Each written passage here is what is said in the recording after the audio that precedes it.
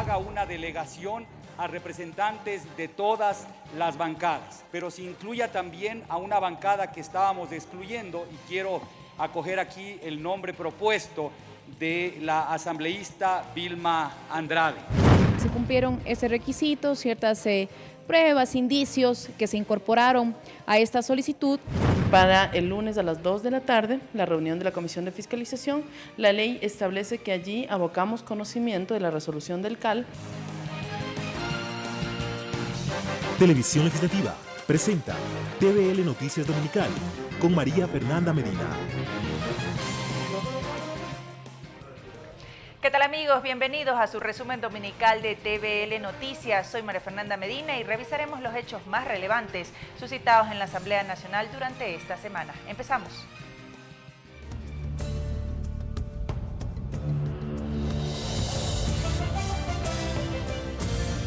Caso Odebrecht. Esta semana el Pleno de la Asamblea Nacional aprobó una resolución con acciones para combatir y prevenir la corrupción.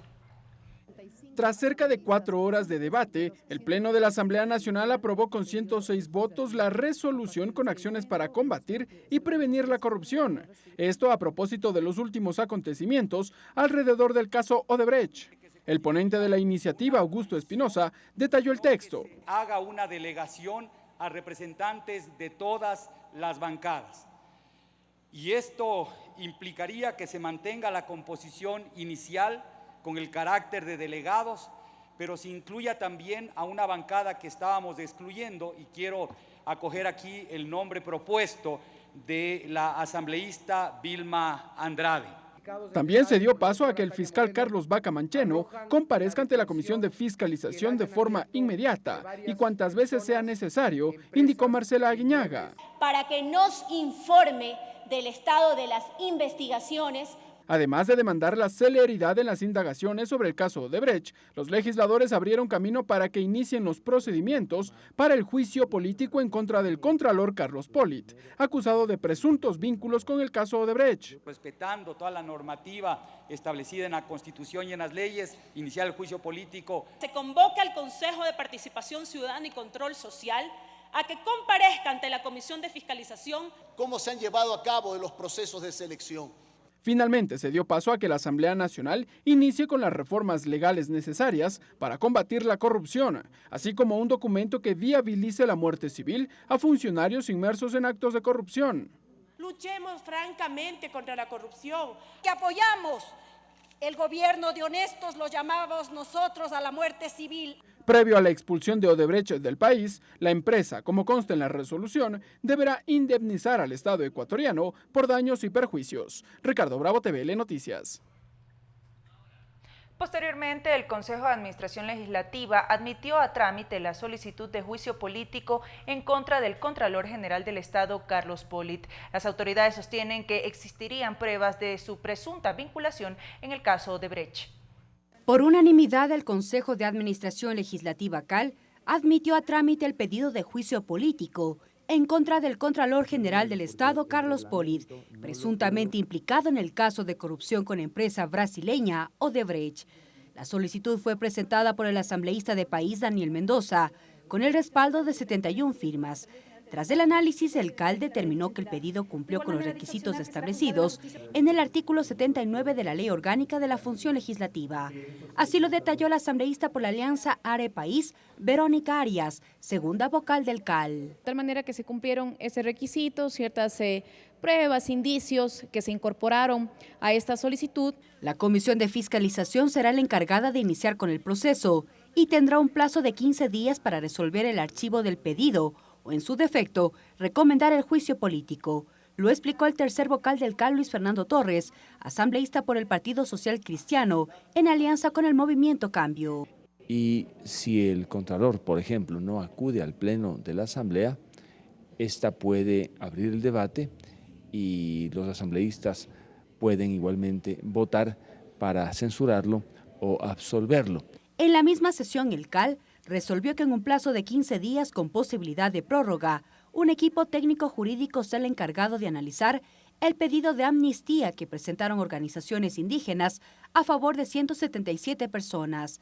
Los dos miembros del Consejo de Administración Legislativa consideran necesario analizar caso por caso, dado que varios de ellos no están judicializados y otros no cumplen con las condiciones para ser procesados bajo este mecanismo. La amnistía no cabe por delitos comunes. A mí me ha llamado mucho la atención que aparezca allí el nombre de alguien que fue condenado por la justicia ecuatoriana por violación. El equipo técnico estará conformado por los asesores de los integrantes del Consejo de Administración Legislativa CAL.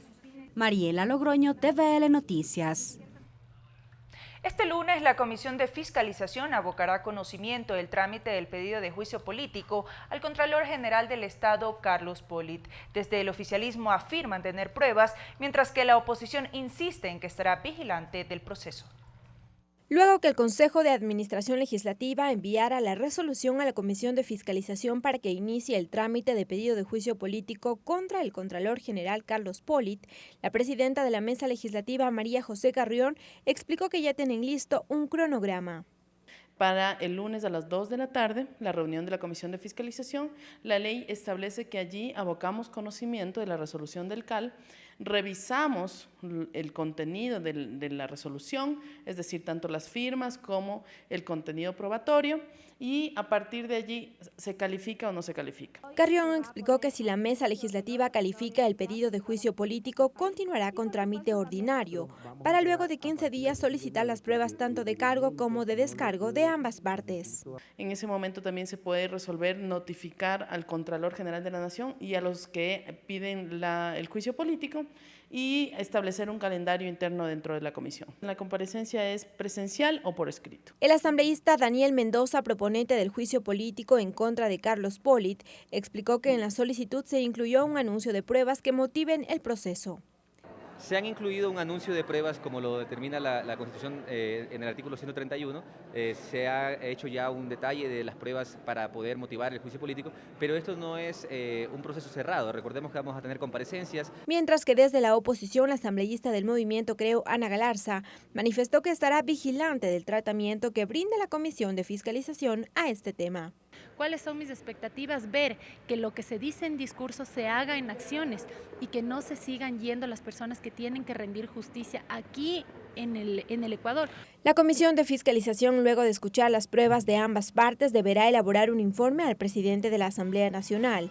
El mismo será conocido en el Pleno del Parlamento. Allí se determinará la censura o destitución del funcionario. Lorena Espinosa, TVL Noticias. El Contralor subrogante Pablo Celi confirma que está al frente de la Contraloría General del Estado tras los hechos sucedidos esta semana en la entidad. Celi ratificó que no existe pugna interna en el organismo de control. En la Contraloría General del Estado, Pablo Celi, como autoridad subrogante, aclaró que continúa en funciones y que existe un soporte legal que lo ampara. Reiteró que Carlos Pollitt, como titular de la entidad, deberá retornar al país para tomar decisiones sobre su permanencia o no en el cargo como subrogante. Estoy ejerciendo mi condición de Contralor General del Estado subrogante con todo el soporte legal. Quien tenga que establecer algún tipo de observación sobre eso, tendrá que hacerlo en las instancias que correspondan.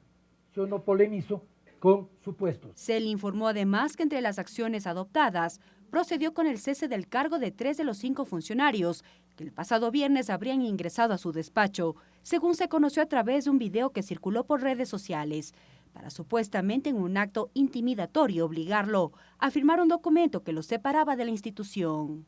Yo reaccioné impidiendo un acto absolutamente ilegítimo y reaccioné precautelando mi integridad como autoridad en el despacho de la autoridad y la integridad de la institucionalidad de la Contraloría, que no podía ser mancillada. En cuanto al trabajo en la Contraloría, Celi recalcó que las actividades no se han interrumpido y que se desarrollan con normalidad.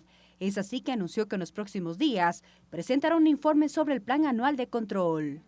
Va a presentar de manera completa, sistemática y ordenada para el conocimiento de la opinión pública el estado de cumplimiento del plan, los hallazgos y los niveles de responsabilidad que hasta este momento se contienen en ese cumplimiento, y vamos a presentar también la proyección que tenemos para los próximos meses. Posterior a la rueda de prensa, el contralor subrogante mantuvo una reunión a puerta cerrada con el presidente de la Asamblea, José Serrano, quien en su cuenta de Twitter informó que el contralor Celi manifestó su voluntad de colaborar con la voluntad de fiscalizar de la Asamblea. Mariela Logroño, TVL Noticias. Es momento de una pausa, pero ya regresamos con más de su resumen dominical de TVL Noticias. Regresamos con TVL Noticias Dominical, luego de la siguiente pausa promocional. Asamblea en pleno. Gracias por continuar con nosotros. El Pleno de la Asamblea Nacional coincide en garantizar la estabilidad laboral de los servidores públicos bajo el régimen de contratos ocasionales. El texto analizado en la continuación de la sesión número 458 será revisado por la Comisión de los Derechos de los Trabajadores. Por unanimidad, el Pleno de la Asamblea Nacional decidió que el artículo 58 de la Ley Orgánica de Servicio Público sea reformado, es decir, que la Comisión de los Derechos de los Trabajadores modifique dicho artículo con el fin de garantizar la estabilidad laboral de los servidores públicos bajo el régimen de contratos ocasionales, según lo propuso la asambleísta Liliana Durán. Los contratos ocasionales sirven para satisfacer necesidades institucionales exclusivamente temporales. Se apruebe el cambio de naturaleza de este proyecto de interpretativo a reformatorio. Actualmente el artículo 58 de la Ley Orgánica de Servicio Público señala que los contratos ocasionales durarán 12 meses o hasta que culmine el tiempo restante del ejercicio fiscal en curso y que podrán ser renovados por una sola vez hasta por 12 meses adicionales, lo que a decir del asambleísta Byron Valle genera inestabilidad laboral. Debemos también obligar que se reforme el reglamento de la LOCET para que de esta manera asegurar la coherencia normativa, ¿no? Una persona que se le está por acabar el contrato ocasional debe sentir la preocupación, la inestabilidad. De acuerdo a la Ley Orgánica de Servicio Público, si se requiere una ocupación permanente, se debe recurrir a los concursos públicos de merecimientos y oposición. El derecho al trabajo se constituye en una necesidad humana. ¿Cómo generamos más empleo en el Ecuador? Con las observaciones, el texto regresa a la Comisión de los Derechos de los Trabajadores, en donde se elaborará el informe para segundo y definitivo debate. Ricardo Bravo, TVL Noticias. En la misma sesión, la Asamblea Nacional analizó un proyecto de ley que busca erradicar el acoso laboral. El documento pasó el primer debate en el Pleno del Legislativo. La propuesta es del asambleísta Raúl Auquilla y el objetivo es reformar el artículo 173 del Código de Trabajo para incluir al acoso laboral como moving o busing como causales para que el trabajador dé por terminado su relación contractual. Cuando se habla del acoso laboral, se lo hace en términos demasiado puntuales. Se habla solamente de la agresión de palabra o de obra. Liliana Durán, presidenta de la Comisión de los Derechos de los Trabajadores, mencionó que es necesario adaptar la legislación nacional con los instrumentos internacionales en materia de protección de los trabajadores. Somos conscientes de la existencia de esta norma, pero con ella no se abarca la totalidad del fenómeno del acoso laboral, sino tan solo una parte. Desde la oposición, Vicente Tallano, de las filas del Partido Social Cristiano, señaló que el texto no define el acoso laboral. Un artículo independiente, probablemente un artículo enumerado, en el que claramente marque la cancha y lo defina. El texto, luego de su debate, regresa a la Comisión de los Derechos de los Trabajadores para sintetizar las observaciones. Ricardo Bravo, TVL Noticias. Sumario Legislativo. El presidente de la Asamblea Nacional, José Serrano, se reunió con las autoridades de los gobiernos autónomos de la provincia del Cañar. El titular de la legislatura se comprometió a dar seguimiento a los conflictos limítrofes de la provincia. La cita se dio en el Salón 1 de la Asamblea Nacional. El presidente de la legislatura, José Serrano, recibió a los representantes de los gobiernos autónomos de la provincia del Cañar. Juan Cárdenas es asambleísta de Alianza País. El economista Rafael Correa Delgado promulgó un decreto ejecutivo que recoge ese tipo de asesoramiento de la CONALI y que ha significado para el Cañar, lo decimos abiertamente, señor presidente, una laceración a su derecho territorial. Actualmente la provincia del Cañar mantiene disputas territoriales con las provincias de Guayas y Chimborazo. La primera está dada por el sector denominado Colonia Agrícola Amazonas, también conocido como El Piedrero, mientras que con Chimborazo el conflicto es por 3.821 hectáreas, correspondientes a la laguna Culebrillas de Jubal y Guangras. Solicitamos concretamente el archivo del proyecto de ley, pero esto implica también que concomitantemente solicitemos se eleve a consulta popular el tema del diferendo del limítrofe que mantenemos con la provincia de Guayas. Tenemos una cultura que nos ha adjudicado justamente por la posesión legítima de todo un territorio de los 7 cantones de nuestra provincia. El presidente de la Asamblea Nacional, José Serrano, se comprometió a dar seguimiento a la solicitud de las autoridades. Vamos a tomar una decisión que bajo ningún punto de vista va a diezmar su realidad, la realidad de la provincia del Cañar. Actualmente la Comisión Nacional del Límite, CONALI, es quien revisa la documentación. Ricardo Bravo, TVL Noticias. La Comisión de Biodiversidad recibió al presidente del Consorcio Amazónico de los Gobiernos Parroquiales Rurales, Carlos Lara, y al alcalde del Cantón Penipe, Robin Velastegui, quienes expusieron sus propuestas al proyecto de ley de la Circunscripción Territorial Especial Amazónica, en lo referente a la distribución de recursos económicos.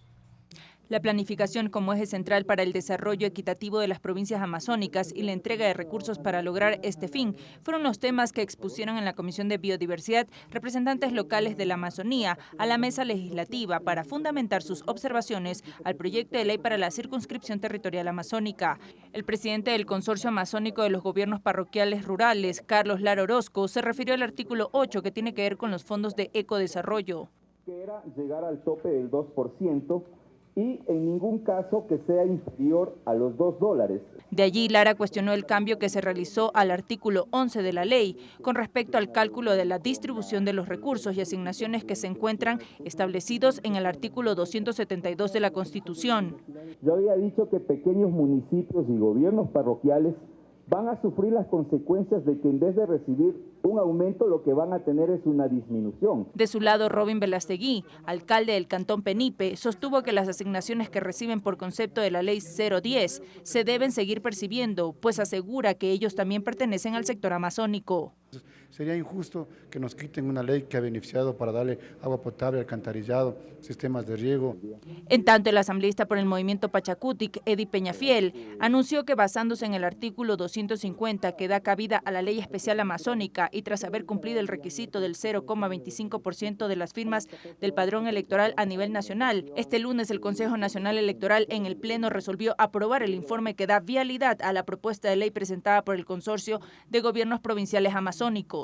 Que se incorpore dentro de los fondos que ingresarían a la Ley Especial Amazónica el 12% de utilidades y excedentes petroleros. Según el legislador Peñafiel, de llegar a contar con 2 proyectos de ley que tengan los mismos objetivos, la Comisión de Biodiversidad analizaría la posibilidad de fusionar ambas iniciativas en beneficio de los sectores amazónicos. María Fernanda Medina, TVL Noticias.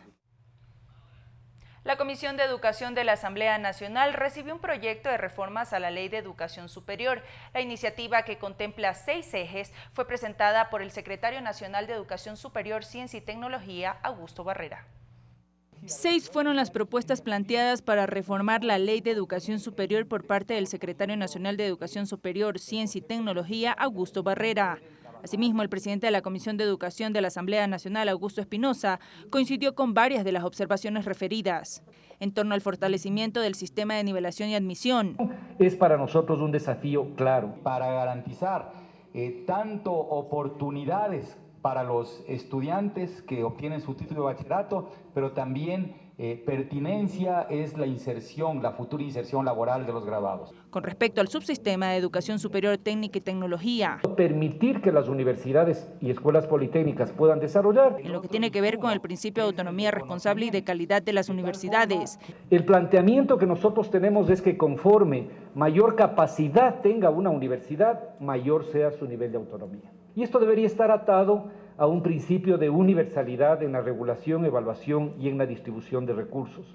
y para que sea versátil, dinámico y pueda ajustar su normativa en función de los cambios que se dan a lo largo del tiempo. En referencia a la titularidad de cátedra y grado académico. La necesidad de contar con las titulaciones de PhD para mantener las condiciones de docente titular. Esto nos parece gravísimo. Frente al tema de mejorar las condiciones y mecanismos de intervención en las universidades. La idea que uno tiene es que esta especie de dualidad de funciones ha generado un nivel de encono y de conflicto que en lugar de resolver puede terminar estancando a las universidades. Mientras que con respecto a la tipología de las instituciones de educación superior. Es muy difícil, es casi anacrónico plantear una universidad que sea de docencia sin investigación. Posteriormente, la Comisión de Educación iniciará con la hoja de ruta mediante la cual analizarán las reformas a la LOES. María Fernanda Medina, TVL Noticias. Regresamos con TVL Noticias Dominical, luego de la siguiente pausa promocional. Voces y opiniones. Las acciones emprendidas por la Asamblea Nacional en la lucha contra la corrupción a propósito del caso Odebrecht fue el tema de discusión durante el programa Tercer Debate. Los asambleístas Verónica Arias y Fabricio Villamar coincidieron en que el contralor Carlos Polit deberá ser investigado. Durante 60 minutos, los asambleístas Verónica Arias del Movimiento Acción Regional ARE, Afín Alianza País, y Fabricio Villamar del Movimiento Creo, analizaron las acciones aprobadas por la Asamblea Nacional en la lucha contra la corrupción. A través de una resolución, el Pleno dio paso a que el Contralor General del Estado, Carlos Polit, sea enjuiciado políticamente. Arias y Villamar expresan sus criterios. Que el fiscal general del Estado comparezca además de manera permanente las veces que sean necesarias. Los procesos de indagación van a ser mejor realizados por la Fiscalía, aún por el fiscal nombrado por Alianza País. También el Pleno decidió crear una delegación multipartidista que acompaña a la Fiscalía en la indagación sobre el caso Odebrecht. Verónica Arias será parte de dicha delegación. Recabar información aquí a nivel del país y si es que existe la cooperación necesaria de autoridades del exterior, poder trasladarnos hacia esos países. ¿Y la Comisión de Fiscalización, que pertenece a la institucionalidad, que está creada dentro de la Asamblea? Para Villamar, un punto que debió incluirse fue el llamado a comparecer al vicepresidente de la República, Jorge Glass. Hubiera sido bueno que ustedes apoyen que venga el vicepresidente de la República y que si es que tiene las manos limpias, se ponga al frente de todos. Yo creo que los funcionarios que sean necesarios deberán comparecer en la Asamblea Nacional, pero siempre y cuando se lo haga dentro de los canales constitucionales y legales que están claramente establecidos. Los parlamentarios esperan que las acciones adoptadas por la Asamblea arrojen resultados lo antes posible. Ricardo Bravo, TVL Noticias. El tema de la corrupción asociado al caso Odebrecht y las implicaciones presuntas de funcionarios públicos mantiene ocupada a la opinión pública. En el programa Termómetro también abordamos esta problemática. Durante el programa Termómetro Ciudadano número 17 se analizó el tema del gobierno y la transparencia, donde intervinieron especialistas en materia de ciencias políticas. Erika Silva, exministra de Cultura, señaló que a través de estos años el gobierno ha logrado plantear mecanismos de control y sanción. No obstante, instó a que las entidades públicas se fortalezcan en esas áreas. Y obviamente hay un caso de corrupción grave, pero no es un Estado descompuesto ni un sistema político corrupto, y en eso sí creo que debemos nosotros establecer la diferencia, porque de lo contrario entonces vamos a caer en el discurso neoliberal anticorrupción. De su lado, Fernando Casado Gutiérrez fue más allá al indicar que hace falta una serie de cambios culturales en cuanto a la ética pública. Ahí, por ejemplo, encontramos una gran cantidad de mecanismos de participación ciudadana, entre los que están las veedurías, la silla vacía, los presupuestos participativos, que eso hace que primero tengamos que tener una ciudadanía activa, involucrada en los asuntos públicos. En ese sentido, ambos invitados resaltaron que la ética y educación son herramientas que permitirán a la ciudadanía combatir la corrupción en el país. María Fernanda Medina, TVL Noticias. Les recordamos que usted puede seguir nuestros programas de la Franja de Opinión, Tercer Debate y Termómetro Ciudadano, los miércoles y jueves de 18 a 19 horas por la señal de los medios legislativos.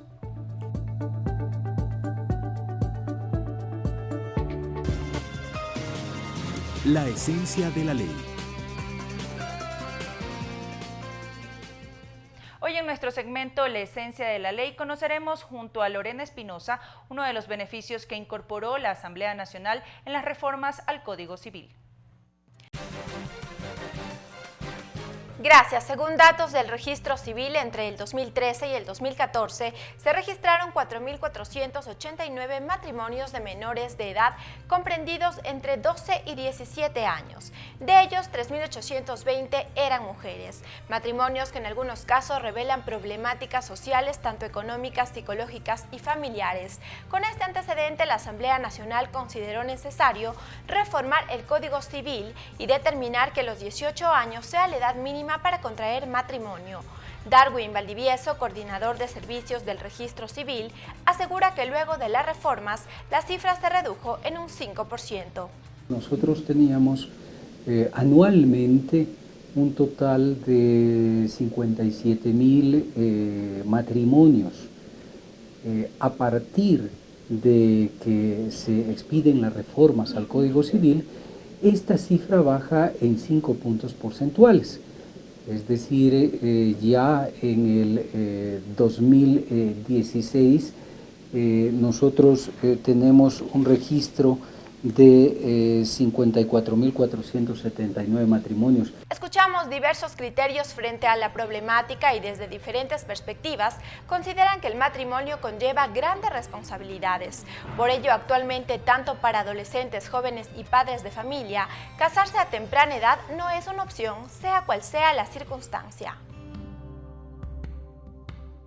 Amanda tiene 27 años. Hace 10 años decidió abandonar su hogar y casarse. Meses después tuvo su primer hijo, algo que dijo le trajo satisfacciones y a la vez le frenó para formarse como profesional.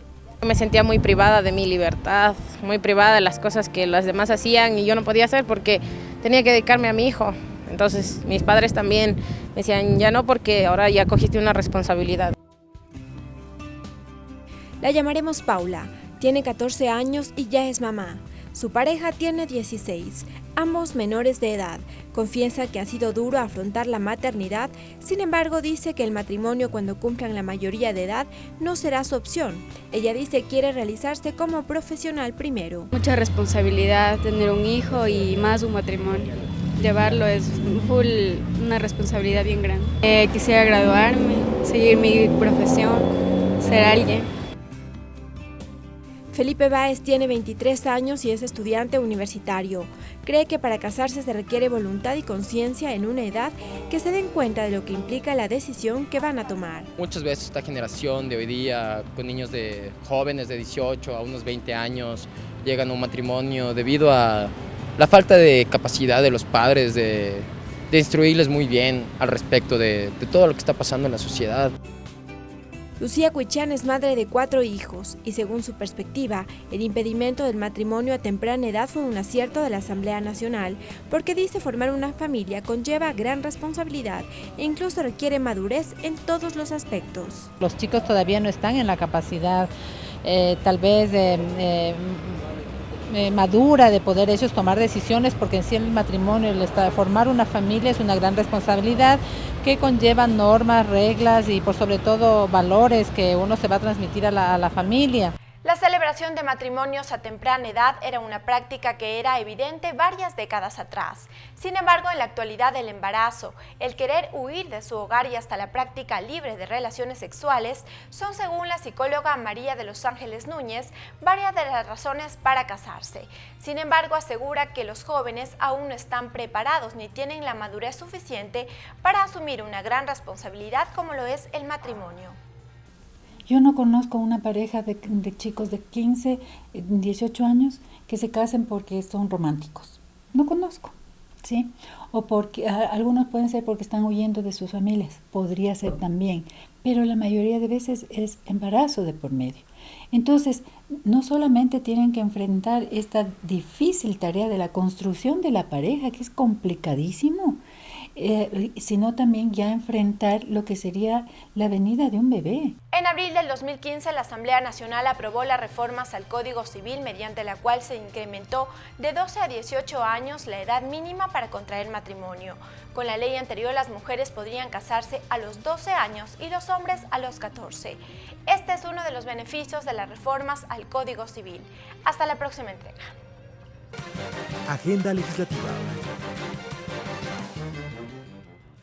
Ahora revisamos las actividades previstas para la agenda legislativa en la siguiente semana. Les contamos que este lunes 12 de junio, a partir de las 9:30, la Comisión de Educación invita a un diálogo con los medios de comunicación, donde analizarán la propuesta de reformas a la Ley Orgánica de Educación Intercultural presentada por la Red de Maestros y Maestras por la Revolución Educativa. Esto se llevará a cabo en el Colegio Central Técnico de Quito. Ese mismo lunes 12 de junio, a partir de las 14 horas, también sesionará la Comisión de Fiscalización, donde abocará conocimiento de la solicitud de juicio político al Contralor Carlos Polit. La cita se llevará a cabo en el Salón de Expresidentes de la Asamblea Nacional. Y de esta manera hemos llegado al final de su resumen dominical de TVL Noticias. Hasta una próxima emisión. Televisión Legislativa presentó TVL Noticias Dominical.